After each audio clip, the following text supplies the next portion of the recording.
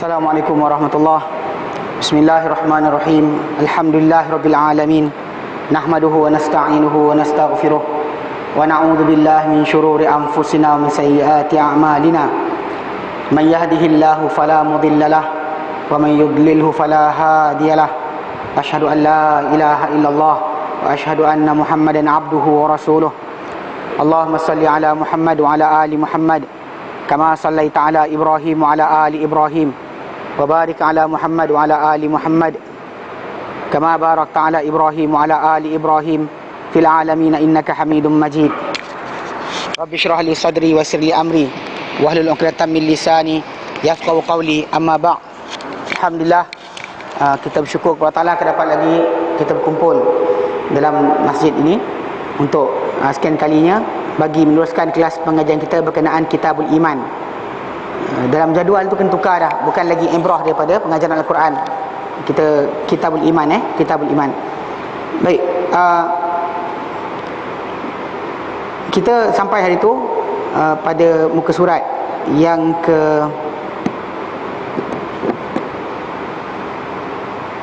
muka surat yang ke-6.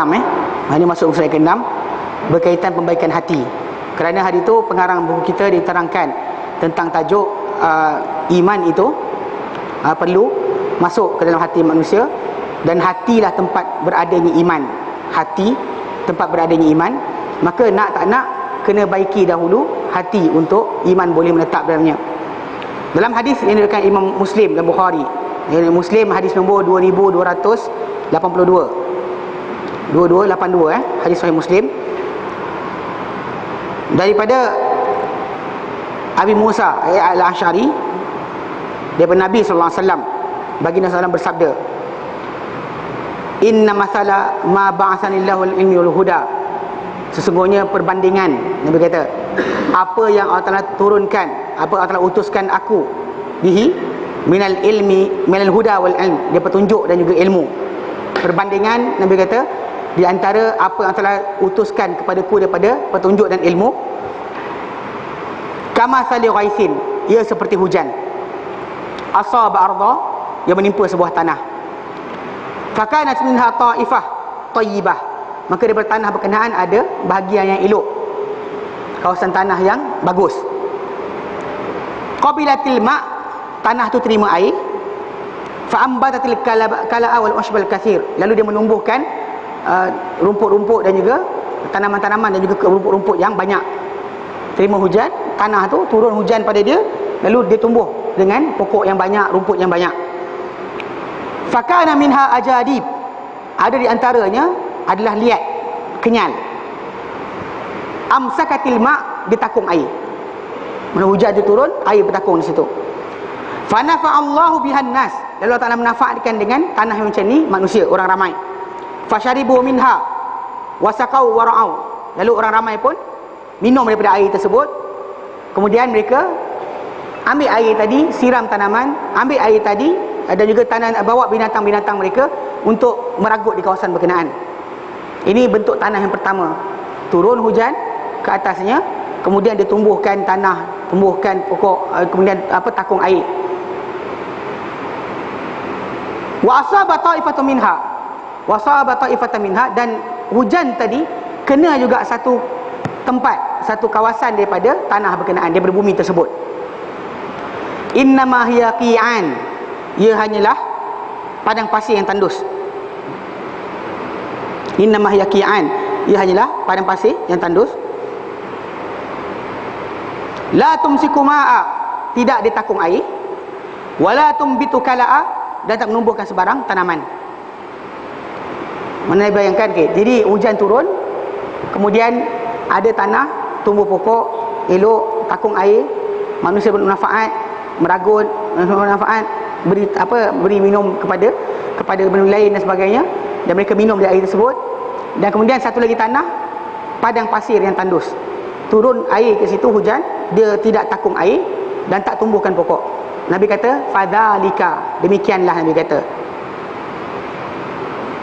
Maka demikianlah Nabi kata permisalan yang Nabi kata, wa fadzalika masalu man faqaha fid din wa nafa'uhu bima ba'atsanillahu bihi fa'alima wa 'allama Demikianlah Nabi kata perbandingan orang yang memahamkan diri dalam agama.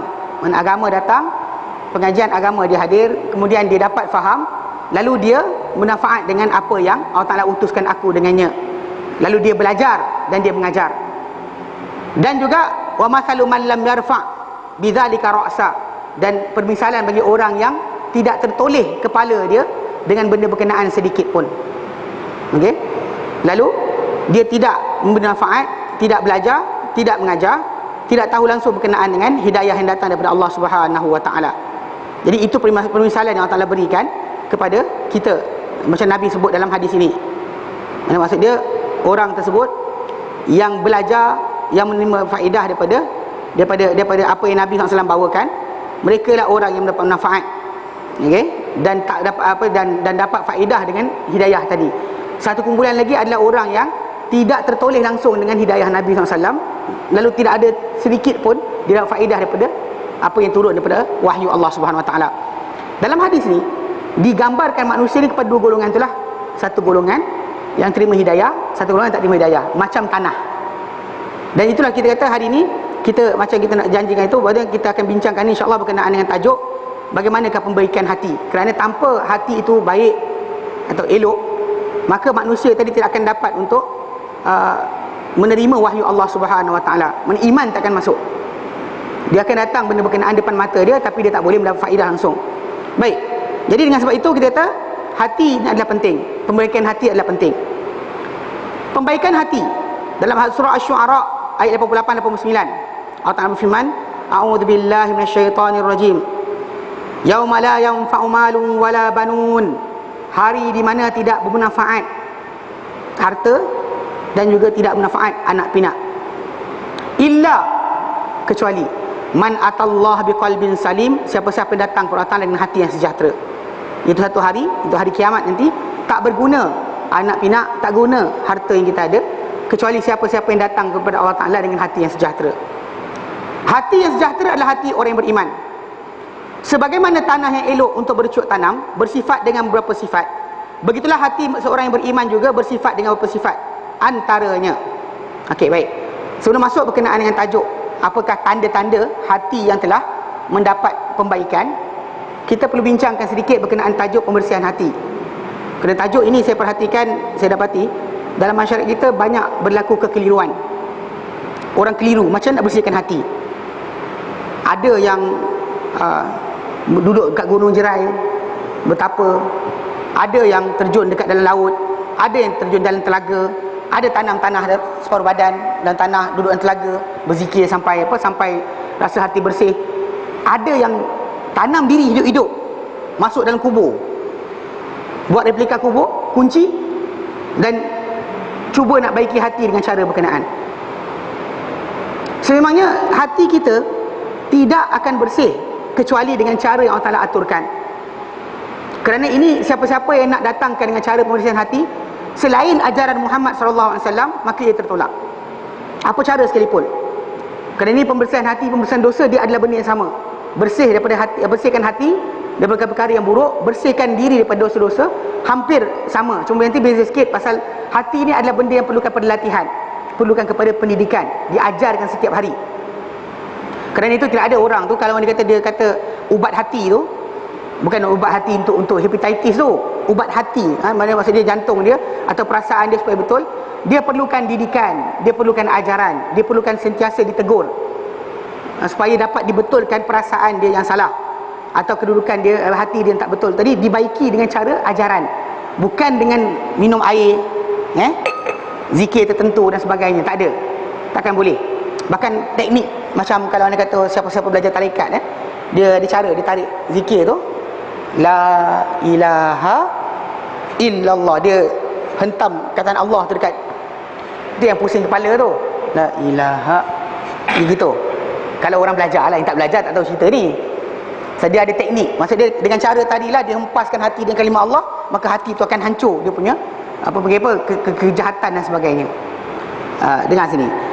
Pertama sekali, memang Allah SWT janjikan sebenarnya pembersihan hati ni, pembersihan manusia daripada dosa dan pembersihan hati dia ni mesti datang daripada ajaran Muhammad SAW. Bahkan macam saya kata dia keliru tadi, sebab apa? Sebab kalau kita perhatikan, bila kita tengok tugas para Rasul alaihi wassalatu wassalam, Nabi SAW datang, tugas baginda apa Allah Ta'ala terangkan dalam Quran. Kita boleh tengok dalam surah Al-Jumu'ah ayat kedua. Al-Jumu'ah ayat kedua, Allah Ta'ala nyatakan, A'udzubillahi minasyaitonirrajim. Huwallazi ba'atha fil ummiyina rasulam minhum. Dialah, itu Allah, allazi yang ba'atha fil ummiyina, yang utus pada bangsa ummi, bangsa Arab yang butuh huruf ni, rasulan minhum, seorang rasul dari kalangan mereka sendiri. Yang tugas rasul tadi, yaslu alaihim ayatihi, menyampaikan kepada bangsa berkenaan tanda-tanda Allah, bukti-bukti Allah, ayat-ayat Allah. Kata ayat itu bukan maksud ayat-ayat, tapi bukti, tanda Allah. Kedua, wa yuzakkihim, dan sucikan mereka. Ketiga, wa yu'allimuhumul kitaba, ajar mereka kitab. Keempat, wal hikmah, dan ajar mereka hikmah. Wa in kanu min qablu la fi dhalalin mubin, sekalipun mereka sebelum dari itu dalam kesesatan yang nyata. Dan sesat-sesat tadi Allah Ta'ala utuskan Rasul, maka Rasul tadi pertama ajar mereka tanda-tanda Allah, kenalkan manusia pada Allah Ta'ala, kemudian bersihkan mereka, kemudian ajar mereka kitab, ajar mereka hikmah. Ini tugas Rasul, Allah Ta'ala sebut. Bila kita sebut berkenaan belajar kenal tanda-tanda Allah Ta'ala, kita tahu ada ilmu yang zaman kita sekarang kita pelajari untuk tajuk ini. Ini tajuk iman, tajuk tauhid. Kita mengenal Allah Subhanahu Wa Ta'ala, sifat-sifat dia, nama-nama dia, apa dia nak, apa dia tak nak kita buat. Ini kita kenal dia. Kenal dia macam dia kenalkan diri dia kepada kita. Itu dipanggil ilmu tauhid. Ada ilmu dia. Bila belajar berkenaan dengan syariat Islam ini, tentang wahyu Allah Ta'ala turunkan, belajar pengertian dia, belajar bacaan dia, ni ada mengenai apa? Hadis, fiqh, hadis, tafsir dan sebagainya ada. Maksudnya ada ilmu yang kita berkaitan tajuk kitab, penjelasan kitab. Kitab dan penjelasan hikmah itu adalah penjelasan kitab. Dua-dua ni kita belajar. Merangkumi hadis, fiqh, tauhid dan sebagainya. Hadis, fiqh, usul fiqh dan sebagainya. Ni duduk kat sini. Kita belajar. Ada ilmu khas. Okey, tafsir, fiqh dan sebagainya. Tapi perasan tak yang tengah ni? Wa yuzakkihim, dan sucikan mereka. Dekat sini semua yang berterabur. Sampai pada bab ini kita dapati banyak orang dia jadi macam benda tentang bersih hati. Kita nak kenal Allah Ta'ala tahu, cara sembah Allah Ta'ala tahu, nak bersihkan hati tak tahu, nak bersihkan diri berdosa tak tahu. Sampai kan datang banyak orang membawa dalam Islam ni benda yang tak diajar kepada Rasulullah SAW. Mandi air cirit emas, mandi air jampi sekian-sekian, mandi air zam-zam untuk bersihkan diri daripada dosa dan sebagainya. Yang mana kita perhatikan benda ni, banyak orang ambil faedah, ambil untung di tengah berkenaan. Contohnya kalau jumpa orang ni, saya boleh bersihkan dosa anda, mari. Kan? Diberikan amalan dan sebagainya, orang tu rasa hati dia akan bersih dengan cara berkenaan. Masuk dalam kelambu lah, luar kelambu, semua sekali ada. Ini kita kata kalau kita perhatikan balik, amat malang umat Islam selepas Allah Ta'ala nyatakan Rasul punya tugas, terangkan macam mana, tiba-tiba datang orang lain masuk tengah-tengah mengaku cara nak bersih hati ikut saya. Ikut saya. Tak ikut Rasul, ikut orang berkenaan. Pelik. Dan umat Islam boleh ikut pula. Yang peliknya boleh ikut pula. Orang tu alim, boleh jalan atas air. Orang tu alim, boleh terbang. Orang tu alim, tiap-tiap malam pergi Mekah. Digunakan alasan itu untuk follow orang tersebut tanpa berbantu kepada nas. Kalau anda kata nak mengenal Allah Ta'ala, kena Quran dan hadis Nabi. Nak belajar tentang hukum hakam halal haram, belajar hadis Nabi, ayat Quran, kan? Tapi belajar bersih hati, tak payah ayat, tak payah ayat Quran. Ikut aturan saya, 70,000 lah, 40,000 dan sebagainya. Lepas tu kalau best sikit ada ijazah pula, kena bayar. Nak bersihkan hati. Amat kesian umat Islam ni ditipu. Tertipu kita dengan benda-benda berkenaan. Sebenarnya pembersihan hati itu berkait dengan tajuk pembersihan dosa. Kerana dalam hadis Nabi SAW, bila Nabi diterangkan oleh Huzaifah bin Yaman, dan hadis Sahih Muslim, Sahih Bukhari, ditanyakan oleh Umar bin Khattab radhiyallahu anhu berkenaan dengan fitnah. Lalu para sahabat lain tak tahu, ada kata fitnah. Umar kata, aku tak nak tahu fitnah yang biasa. Fitnah yang biasa ni akan dihapuskan oleh solat, puasa, zakat, haji dan sebagainya. Aku nak tahu fitnah yang satu lagi, fitnah yang seperti kegelapan malam. Lalu Umar tanya-tanya, Huzaifah kata, aku tahu, aku dengar. Aku dengar Nabi sabdakan. Engkau dengar? Ya, aku dengar. Lalu Huzaifah berkata dalam sabda Rasulullah SAW, tu'radul fitani alal qulubi, akan dihadapkan fitnah, ujian kepada hati-hati manusia ni, kal hasir, seperti tika anyaman tu, udan uda, selembar demi selembar. Mana lepas satu ada lagi, lepas satu ada lagi. Dia bukan datang lepas satu tak ada ujian dah, tak. Ujian tu datang berkali-kali. Bukan sekali dua, berkali-kali. Tu'radul fitanu 'alal qulubi kal hasirin 'udan 'uda.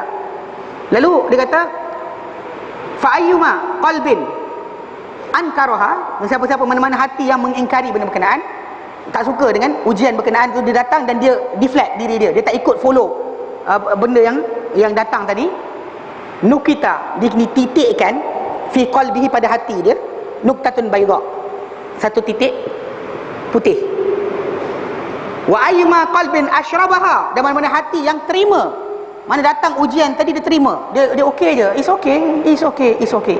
Dia tak nampak benda berkenaan sebagai pemisah di antara iman dan kufur. Lalu dititikkan pada hati dia titik-titik hitam. Dan Huzaifah kata, Nabi kata lagi, hatta takunu, sehinggalah menjadi hati tadi qalbain, dua hati. Satu hati yang putih, licin, macam batu sungai yang licin, yang tak akan melekat pada dia apa-apa. Putih, seperti putihnya. Pasal tiap kali datang ujian, dia tahu balik pada tempatnya. Maka dia tahu ini tak betul, ini tak betul. Dia reject. Maka putih semua sekali hati dia. Satu lagi hati hitam. Hitam. Seperti dia kata seperti periuk atau belanga yang terbalik. La ta'rifu, dia takkan kenal satu kebaikan, wala tunkiru munkarat, dia takkan ingkari sebarang kemungkaran. Dan pasal dia kata, pasal setiap kali mana orang tu titik hitam, dia bertaubat, akan dibersihkan. Setiap kali mana dia bersihkan, titik bersihkan. Kalau dia kata dia tinggalkan, titik lagi. Dia tinggalkan, titik lagi. Sampai akhirnya hati dia tadi berkait rapat dengan tajuk masalah apa? Amalan.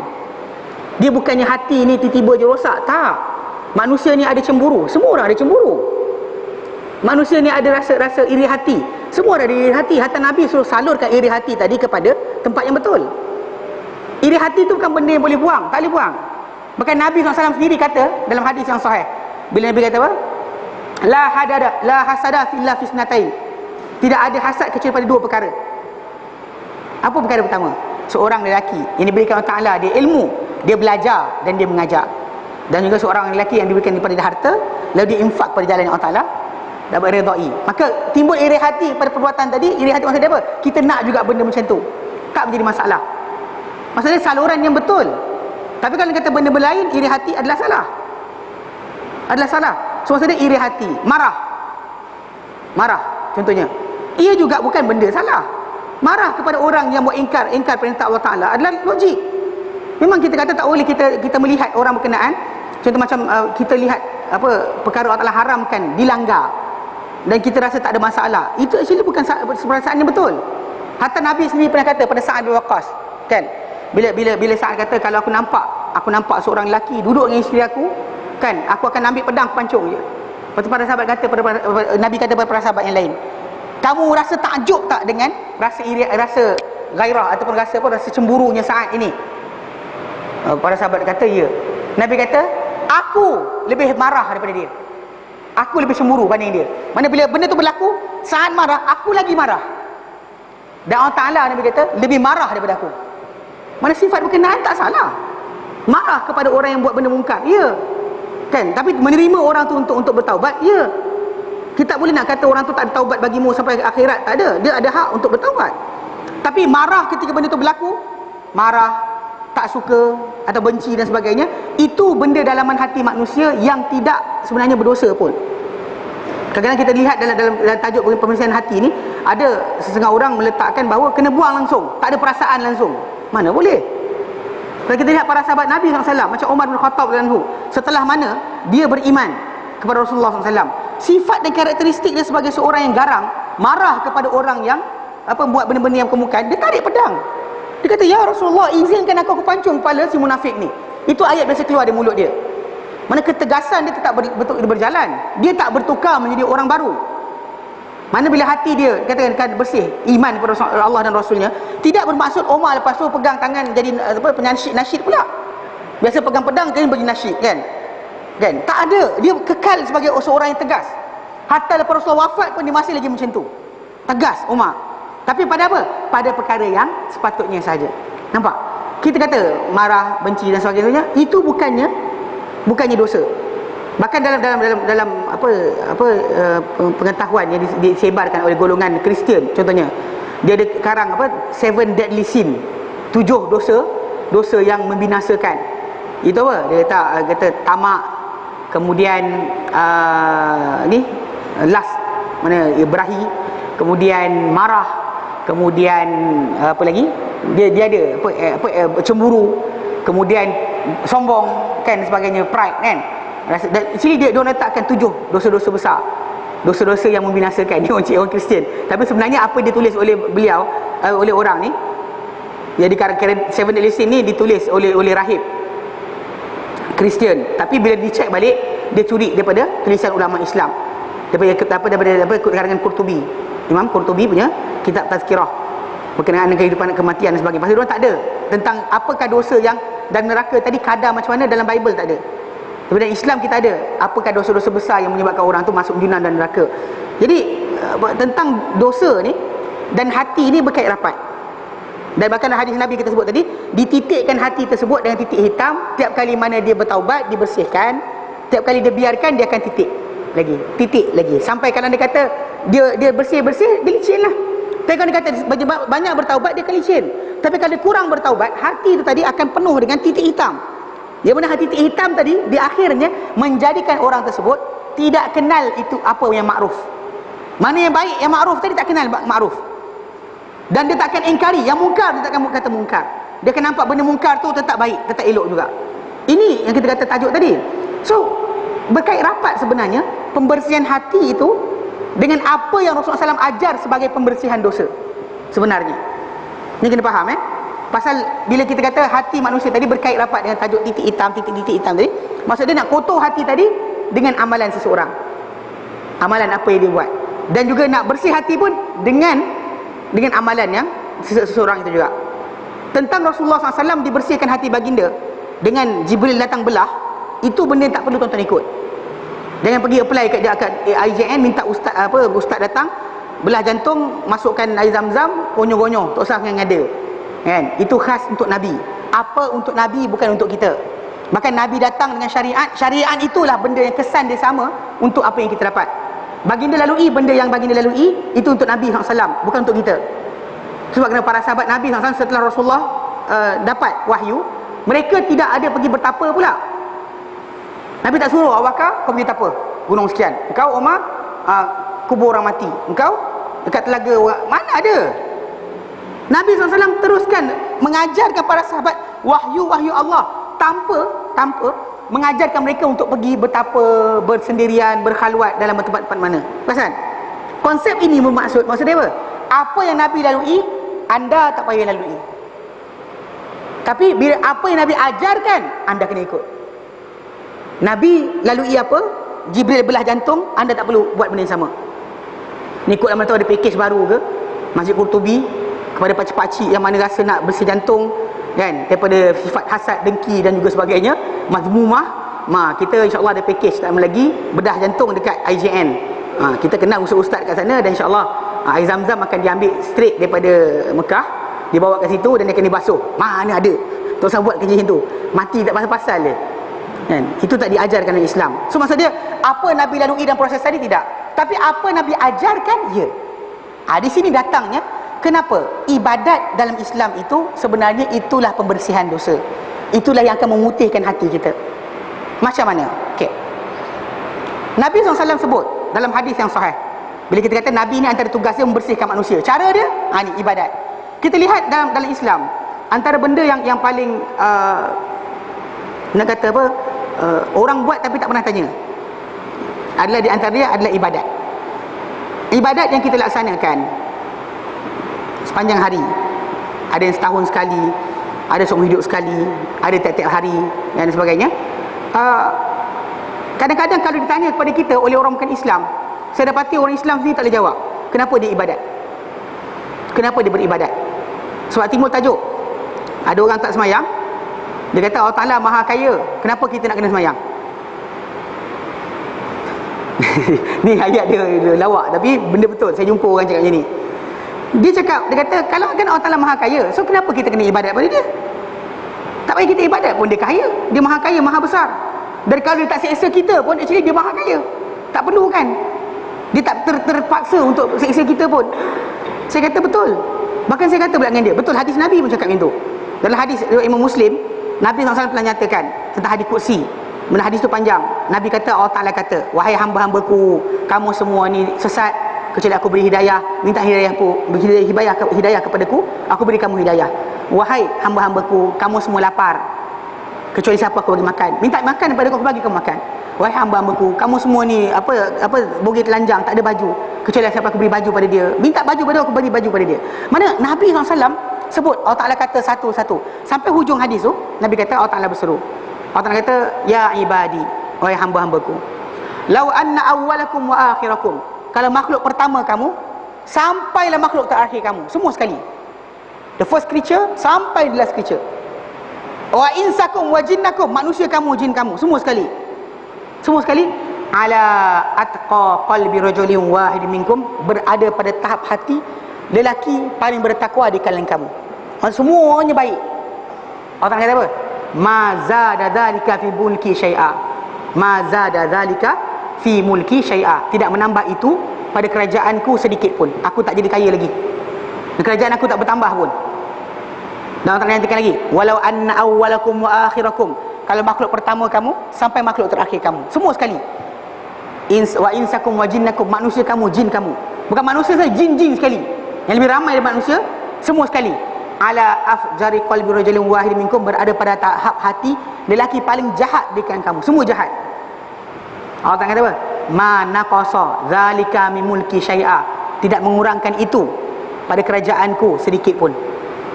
Yang betul lah, Allah Ta'ala tak ambil faedah. Di sini pasal kita kata nak kaitkan tajuk pembersihan hati, ini kena tahu ibadah tu kenapa. So kalau ni kata untuk relate tentang ibadah kita buat, Allah Ta'ala dapat faedah? Tak ada. Sebaliknya pula kalau kita, apa faedah yang kita dapat? Masuk syurga? Tak juga. Nabi SAW menyatakan hadis yang sahih. Nabi menyatakan, saddidu wa qaribu. Nabi kata, meh dekat-dekat, meh hampir-hampir, meh kumpul. Kemudian Nabi kata, wa'alamu, ketahuilah, annahu, sesungguhnya, la yadkhula ahadakum a'malahul jannah. La yudkhila ahadukum a'malahul jannah. Tidak akan masukkan seorang kamu amalannya ke dalam syurga. Mana tak akan masuk syurga seorang tu dengan amalan dia. Bahkan seorang tu masuk syurga dengan rahmat Allah Ta'ala. Kenapa? Sebab semua amalan yang kita buat, hadir ke masjid ke, baca Quran ke dan sebagainya, semua datang dengan apa? Anggota tubuh yang Allah Ta'ala beri pada kita. Dan juga suasana, hari tak hujan. Dan contohnya, nak datang surau masjid hari ni, nak datang kelas agama, nak dapat didoakan oleh para malaikat. Tapi nak datang tadi, hari tak hujan, perut tak sakit, kan? Mata tak sakit, kaki tak lenguh, tak jatuh motor dan sebagainya. So jadi benda tu tadi sebenarnya modal kita ibadat Allah Ta'ala bagi. Secara tak langsung bila kita perhatikan balik, untuk kita tuntut syurga daripada Allah Ta'ala kerana amalan kita tak layak. Pasal modal semua dia bagi pada kita. Masa, waktu, suasana, apa kekuatan, tenaga yang kita ada tadi. Atau kalau orang Melayu kita belajar apa, sifat 20, kudrat, iradat, ilmu, hayat, samak, basar, kalam. Kudrat, tenaga. Iradat, keinginan. Ilmu, pengetahuan. Hayat, nyawa. Samak, pendengaran. Basar, penglihatan. Kalam, kata-kata. 7, yang boleh sebab ma'ani. Itu takkan anda boleh buat tanpa benda berkenaan. Anda tak boleh buat apa anda buat sekarang. Yang mana kita kata, kalau kita perhatikan sekarang ni, tanpa benda-benda Allah Ta'ala beri pada kita, kita tak boleh buat ibadat yang kita buat sekarang. So sekarang ibadat kita buat tadi hanya ihsan Allah Subhanahu Wa Ta'ala. Jadi kita nak bagi macam mana? Nak tawar-menawar dengan Allah Ta'ala. Ya Allah, aku dah solat ni, bayarlah. Tak boleh. Berilah aku syurga. Tak boleh. Dia nak beri, dia beri. Bahkan kelayakan kita terima ganjaran tadi berdasar keikhlasan kita. Kalau dah buat sekalipun benda berkenaan tanpa ikhlas, Allah Ta'ala reject macam tu saja. Walaupun letih penat, berpeluh-peluh seorang tu solat banyak. Jadi secara tak langsung kita kata ibadat kita buat tidak untuk Allah Ta'ala dapat faedah, tidak untuk kita masuk syurga. So apa pasal ibadat? Untuk apa ibadat? Di sini datangnya, di antara benda yang membawa ibadat kita ni adalah membersihkan dosa-dosa kita. Ini sebenarnya syarat jalan. Seorang tu nak bersihkan hati dia, dia kena banyakkan ibadat. Sebab ibadat yang dia buat itu adalah pembersihan dosa. Okey, contoh dalam hadis Nabi SAW terangkan tentang wuduk. Wuduk, kan? Seorang yang berwuduk, Nabi kata wuduk yang sempurna, dia isbahul wuduk, dia ratakan air wuduk dia, dan pada waktu-waktu ni akan keluar dosa-dosa di celah kuku-kuku dia. Dosa tu akan keluar, mengalir bersama dengan air wuduk yang terakhir menitis daripada badan dia. Maksud dia, dosa akan dibersihkan kerana wuduk. Kemudian langkah kaki ke masjid, menambahkan satu dosa, menambahkan satu pahala, menghilangkan satu dosa, menaikkan satu darjat. When every time langkah kita ke satu-satu tu, hilang, gugur dosa-dosa kita. Kita bertemu dengan saudara kita, kita bersalaman, gugur dosa-dosa kita. Okay.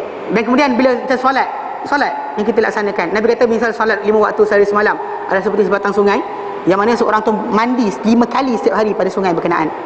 Sungai yang mengalir depan rumah seorang, dia mandi 5 kali. Nabi kata adakah mungkin akan ada lagi daki pada badan dia? Para sahabat kata tidak. Nabi kata begitulah solat 5 waktu membersihkan seorang daripada dosa-dosa dia. Maksud dia ibadat itu. Kemudian puasa, kan Nabi kata man shoma Ramadan, barang siapa puasa Ramadan imanan, kerana beriman, wahtisaban, mengharap pahala Taala, mengharapkan pahala Taala, bukan nak benda lain, ghufira lahu ma taqaddam min dhanbi, diampunkan apa yang telah lalu daripada dosa-dosa dia, diampunkan apa yang telah lalu daripada dosa-dosanya. Semua sekali akan dihapuskan dosa-dosa dia. Dengan apa? Puasa Ramadan. Qiyam Ramadan dijanjikan apa? Terbang, sihat, jalan atas air, tak ada pun. Dijanjikan apa? Nabi kata man qama Ramadan atau man qama Lailatul Qadri, bahasa bangun Ramadan, menghidupkan malam Ramadan atau hidupkan malam Qadar, imanan, kerana beriman, wahtisaban, mengharap pahala Taala, ghufira lahu ma taqaddam min dhanbi, diampunkan apa yang telah lalu daripada dosa-dosanya. Nampak tak apa Nabi janjikan?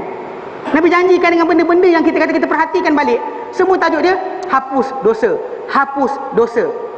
Macam umrah, al-umrah ila umrah, umrah ke umrah, umrah ke umrah, kafaratul lima bainahuma, penghapus dosa bagi apa di antaranya. Ni kita umrah tahun ni, tahun depan kita umrah pula.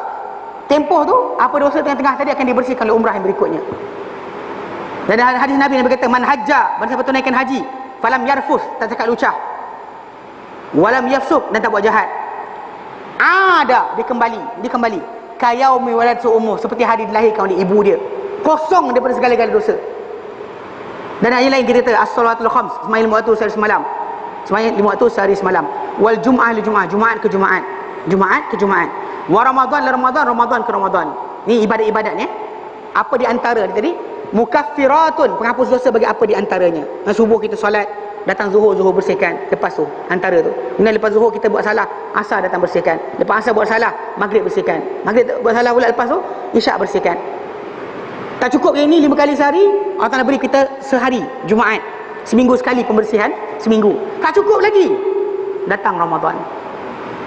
Mana Allah Ta'ala berikan kita peluang untuk bersih daripada dosa berkali-kali, bukan sekali, berkali-kali. Dengan semua ibadat kita laksanakan, semuanya adalah apa? Keampunan, keampunan, keampunan, keampunan, keampunan. Yang mana kita kata keampunan tadi tu membersihkan dosa-dosa yang telah lekat dalam hati dia. Tapi macam manakah cara perkara tersebut berlaku? Atas zakat sini pun dia sebenarnya bila seorang tu ibadat, matlamat asal ibadat itu adalah ketakwaan. Maksud dia bila seorang tu laksanakan ibadat dan dia rasakan diri diperhatikan Allah Ta'ala, itulah matlamat utama ibadat. Allah sebut dalam Quran surah Al-Baqarah ayat ke-21. Ayat ke-21 Allah Ta'ala nyatakan, ya ayyuhan nasu ubudu rabbakumul ladzi khalaqakum, hai manusia, sembahlah kamu Tuhan kamu telah ciptakan kamu, walladzina min qablikum, dan ciptakan orang sebelum kamu, la'allakum, moga-moga kamu dengan ibadat tadi, tattaqun, kamu akan bertakwa. Dan tajuk puasa Allah Ta'ala nyatakan, ya ayyuhalladzina amanu kutiba alaikumus siyam, difardukan atas kamu berpuasa, kama kutiba alal ladzina min qablikum, sebagaimana difardukan atas orang sebelum kamu. Macam mana kamu kena, diorang dulu pun kena juga. Kenapa? La'allakum, moga-moga kamu dengan puasa ni kurus, hilang penyakit, tak ada penyakit kolesterol, Kenapa Allah Ta'ala kata apa? Moga-moga kamu tattaqun, bertakwa. Bukan benda lain. Itu asas sebenarnya. Yang mana seorang manusia itu, bila dia merasakan sentiasa Allah perhatikan dan dia menjiwai ibadat yang dilaksanakan, secara tak langsung di situlah datangnya hubungan untuk dia bertaubat dan juga menjadikan hati dia makin bersih. Pasal sentiasa Allah Ta'ala perhatikan dia rasa Allah Ta'ala perhatikan, dia bergerak rasa Allah Ta'ala perhatikan. Maka ketika tu dia akan apa? Terhindar daripada dosa-dosa. Dan bahkan itulah di antara pembersihan bagi hati tersebut. So kenapa manusia yang nak cinta Tuhan tapi tak nak buat ibadat Nabi ajarkan, dia ada masalah. So manusia takkan boleh bertakwa kecuali dengan ajaran Nabi SAW. Pasal Allah Ta'ala beri pada kita latihan, dia suruh kita bertakwa. Bahkan dalam Quran Karim datang ayat arahan, wattaqullah ni, ya ayyuhan nasu taqu rabbakum ya ayyuhallazina amanu taqullah. Datang Al-Quran berkali-kali. Bahkan lebih banyak daripada aqimus solah. Lebih banyak daripada dirikan solat. Kenapa? Sebab ini adalah intipati bagi sesuatu ibadat. Dan bila orang tu nak kejar daripada diri dia ni tadi, ibadat untuk pembersihan hati, kena dia menjiwai ibadat tadi. Bila kita ibadat solat 5 minit, kena rasa Allah Ta'ala perhatikan kita.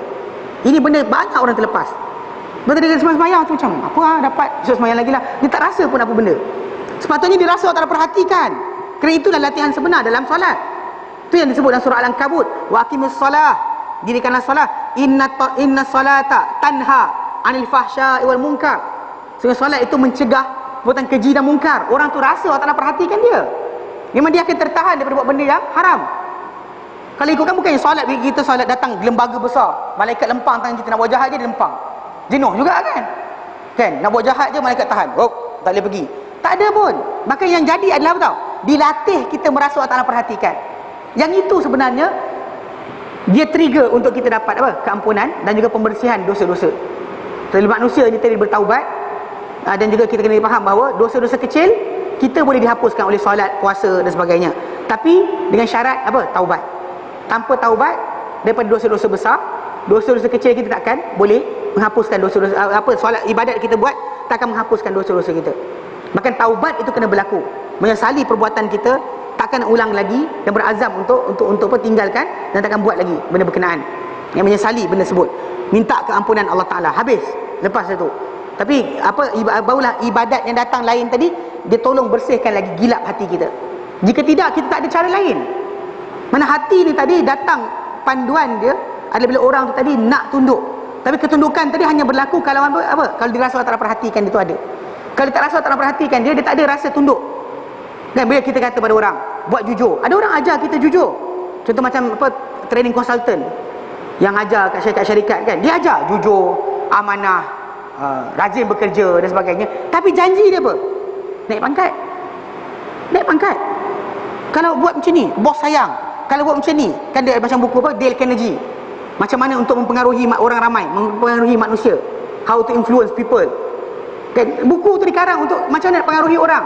Bahkan dia ajarkan kita sifat mulia, akhlak mulia, kerana supaya orang tak kata, supaya orang puji, orang sayang kita, mudah buat kerja, mudah dapat pertolongan dan sebagainya. Sedangkan dalam Islam kita tak harapkan benda berkenaan. Kenapa kita jujur? Sebab Allah Ta'ala perintahkan. Kenapa kita tak cakap bohong? Kerana Nabi larang. Kita sentiasa ikatan kita Allah dan Rasulnya. Bukan sebab kerana orang ni kata, orang tu kata, bukan. Sebab Nabi sabdakan. Dan bahkan jangan ambil janji, tahu tak? Janji-janji pelik. Janji pelik macam cerita-cerita pelik. Kata kalau jujur nanti, macam mana cerita kartun dulu? Kartun banyak macam ni. Pinocchio kan? Jujur nanti jadi orang betul. Kan akhirnya budak tu jadi kayu, jadi orang betul. Kan cerita di akhirnya kan? Pakcik tu buat kayu, kemudian tiba-tiba jadi. Orang kita pun ingat macam tu. Kita jangan fikirkan magic sangat. Pasal dunia ini tempat ujian. Anda susah, anda ada kepayahan dan sebagainya, pembersihan dosa. Duri tutup tangan pun pembersihan dosa. Berlaku musibah kematian, pembersihan dosa. Allah Ta'ala berikan satu persatu, dosa-dosa akan hilang.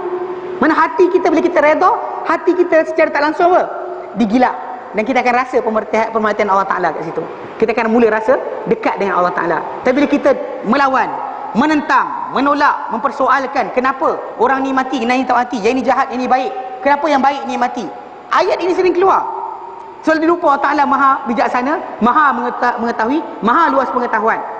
Dia persoalkan Allah Ta'ala. Dia kata kenapa yang ini yang mati, kenapa bukan yang ini lagi jahat. Jadi secara tak langsung bila dia tentang, hati dia Titik. Last sekali, datang Al-Quran pun dia tolak, datang hadis Nabi pun dia tolak. Ini kita dapat lihat. Manusia menolak Quran atau hadis Nabi SAW. Semua berpunca daripada persoalan awal. Tidak ada redha, tidak ada kepatuhan, ketundukan. Yang ini kita kata antara sifat asal. Sebenarnya kita bina dalam ibadat. Macam kita kata macam masalah solat. Tuan-tuan kena faham, solat ni, kita solat tak kira rasa kemanisan ke tak rasa kemanisan kena solat. Ada orang tu kata tak ada ke rasa kesedapan solat, tak rasa pun anda tetap kena solat. Kenapa? Allah perintahkan, Rasul perintahkan, buat. Tinggalkan yang haram, buat yang baik. Tapi apa? Kerana Allah Ta'ala. Itulah tuntutan sebenar. Bukan untuk faedah-faedah duniawi, dapat rezeki banyak, dapat rumah besar, dapat isteri besar, kereta besar sebagainya. Bukan. Yang dimaksudkan adalah apa? Faedah akhirat dan pembersihan dosa. Itu Nabi SAW bila baginda tawarkan orang dengan ibadat atau arahan atau sentuh, Nabi kaitkan dengan tajuk apa? Dosa pahala. Dosa pahala. Bukan dengan benda lain. Kata zakat, kan zakat kita bacakan zakat. Bila kita keluarkan zakat, seorang yang berkeluarkan zakat, dan surah Al-Baqarah, surah At-Taubah ayat 103, Allah Ta'ala nyatakan apa? Khudh, hai Muhammad, ambillah. Khudh bin amwalihim, hai Muhammad, ambil daripada harta mereka, harta orang kaya ni, sadaqatan, sedekah, zakat yang tutahhiruhum, kau sucikan mereka, wa tuzakkihim biha, dan kau bersihkan mereka dengannya, dengan zakat tadi. Wa salli alaihim, dan doakanlah ke atas mereka. Mana zakat tu diambil untuk bersihkan orang berkenaan, bersihkan dia. Secara tak langsung orang tu, macam kita kata tadi, orang yang ada perasaan takwa, dia simpan duit, Allah Ta'ala tahu kat mana, orang tak tahu, tapi dia rasa dalam hati dia gatal, macam tak payah zakat ni berdosa rasanya. Dia lepas tu dia start cari. Maksud dia ada iman lah. Itu ada takwa. Maksud dia rasa, kalau dia kata orang tak tahu pun duit dia banyak mana, Allah tahu, Allah tak akan tanya balik. So dia start dah tau, cari ruang, mana nak bayar. Tanya ustaz, saya duit banyak sekian, cukup ke bayar sekian, berapa tahun tak bayar dahulu. Jadi itulah dikatakan sebagai apa? Takwa. Dan itulah tanda-tanda awal orang tersebut hati dia telah dibersihkan. Pasal orang yang tak ada sebarang tolehan kepada apa rasa berkenaan, dia sebenarnya telah gagal. Ibadat dia kena kebaiki lagi. Ibadat kita buat matlamat dia takwa, Rasul Allah perhatikan. Dalam solat Allah Ta'ala perhatikan kita diam, tak bercakap, kecuali apa yang dibenarkan saja. Amin, Allahu Akbar, tasbih dan sebagainya. Okey, luar sembahyang cakaplah juga benda yang baik saja. Allah Ta'ala masih memperhatikan kita. So itu sebenarnya cara dalam Islam ni diaturkan untuk orang tersebut mendapat pembersihan hati. Ibadat yang dia buat tadilah yang membersihkan dia dari segala dosa-dosa berkenaan yang dia telah buat. Ini syarat taubat kena buat. Untuk dosa besar, taubat mesti dibuat dahulu. Kalau tanpa taubat, dosa-dosa kecil yang kita buat tadi takkan dibersihkan dengan ibadat semata-mata. Maka itu sebab Nabi sebut dalam hadis yang semua 5 solat 5 waktu, Jumaat ke Jumaat, Ramadan ke Ramadan, pembersih dosa bagi apa di antaranya, dengan syarat idza jutunibatil kabair, bila dijauhi dosa-dosa besar. Dosa besar kena taubat, barulah yang ini akan bersihkan langsung hati kita. So itu dalam Islam sebenarnya ibadat kita itulah pembersihan hati, bukan benda lain. Solat sunat, ibadat-ibadat yang lain. Azan okey, bagi azan dahulu. Wallahu a'lam. La ilaha illallah wahdahu la syarikalah. Jadi memang taubat itu perlu. Ini bila kita sekarang ni sampai Ramadan yang dekat dah, tak lama lagi, kurang daripada hampir kurang daripada 15 hari. Dah 10 Syaban baru Ahad kan. Ini 12-13 yang sikit sangat hari yang tinggal. Bila masuk dalam bulan ini adalah bulan untuk seorang tu mengejar pengampunan dosa-dosa sebenarnya. Yang bulan keampunan. Cari keampunan Allah Ta'ala di situ. Banyakkan ibadat, tinggalkan benda yang dan bahkan actually dalam orang tu kata, kalau sekiranya disebut berkenaan dengan pembaikan hati tadi, pengerukan hati tadi dengan mujahadah, melawan nafsu. Dan ibadat adalah benda paling kuat melawan nafsu. Contoh macam untuk kita duduk bersembang kawan kita, tapi kita habiskan masa untuk baca Quran atau hafal Quran. Masa tengok televisyen kita tinggalkan untuk pergi apa? Ibadat. Memang kita lawan nafsu kita. Tapi dalam masa sama itulah kita kata kena ada orang panduan dan pimpinan. Sebab kadang-kadang mungkin ada orang tu lepas dia buat benda berkenaan, datang dan dia rasa sikit sombong. Kan? Orang lain tak ibadat, aku ibadat. Orang lain tak puasa, aku puasa. Ada masalah lah. Itu kita kata benda berkenaan dia kerana apa? Salah faham berkenaan dengan konsep ibadah itu sendiri pun sebenarnya adalah ihsan Allah Ta'ala. Kalau orang terkenal, dia takkan datang perasaan tersebut. Pasal dia tahu bahawa ibadat dia buat ni pun hanyalah extend daripada keizinan Allah Subhanahu Wa Taala. Jadi itulah kita kata sebagai cara seorang tu membersihkan diri dia. Semua ibadat dalam Islam itu, itulah cara anda bersihkan dosa-dosa. Semua ibadat yang wajib dan yang sunat, itu adalah pembersihan dosa, yang menghapuskan dosa-dosa kita. Dan bahkan bila dosa kita dihapuskan, digilap hati kita daripada segala perkara berkenaan. Itu benda sebenarnya. Tak ada zikir tertentu untuk orang tu dapat bersih hati. Tak ada mandian tertentu, tak ada air tertentu. Air tertentu kan, jampi-jampi, minum-minum, alhamdulillah bersih hati, tak ada kan. Okey, tak ada kumpulan tertentu, jemaah tertentu. Tapi bila orang tu ikat diri dia dengan belajar hadis Nabi, ikat diri dia dengan belajar tafsir Al-Quran, ikat diri dia, di situ akan datang apa? Hati dia dijinakkan untuk tunggu, dengar, faham, belajar, dan akhirnya dia akan apa? Dibersihkan hati dia sikit demi sikit. Dan bukannya sehari, berhari-hari. Bahkan tak ada orang yang lepas bersih hati kemudian selamat. Tak. Syaitan datang cocok lagi. Sebab kenapa? Orang tu kena cari jalan untuk supaya apa? Sentiasa baiki hati dia. Pembaikan hati ni bukan sekali ya. Tiap-tiap hari. Bukan lepas kita buat, alhamdulillah tak ada dah kotoran dalam. Ni bukan bersihkan pinggan mangkuk sunlight, tahu tak? Kan? Ini lepas dibuat nanti syaitan datang lagi. Banyak orang dia salah faham, dia kata saya ikut jemaah sekian, bersih dah hati saya. Saya ambil ijazah sekian, tak boleh.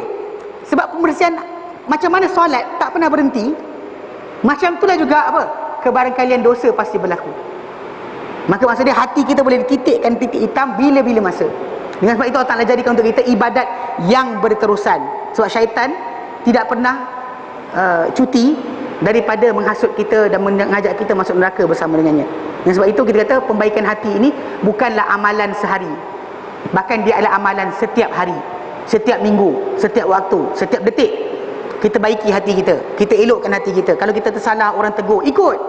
Jangan sekali-kali kita buat perangai yang tak senonoh. Itu apa? Lawan pula. Itu insyaAllah kita akan baca nanti berkenaan dengan tanda-tanda hati yang telah bersih. Maksudnya kat sini kita apply pada diri kita.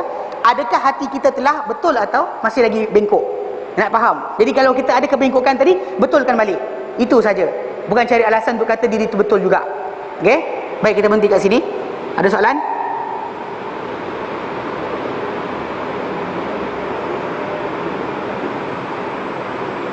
Wan saja, kacau orang dah apa. Okay. Tak ada Baik, tak ada, kita berhenti kat sini insyaAllah. Nanti kita sambung kemudian pada minggu akan datang. Dan insyaAllah yang minggu akan datang ni, minggu yang satu lagi lah, yang terakhir sebelum Ramadan. Ramadan buat apa? Ramadan buat apa? Salat malam, salat qiyam Ramadan Baik, wallahu alam. Wa sallallahu ala sayyidina Muhammad wa sallam walhamdulillahi alamin. Subhanaka hamdika asyhadu an la ilaha illa anta astaghfiruka wa atubu ilaik. Assalamualaikum warahmatullahi taala wabarakatuh.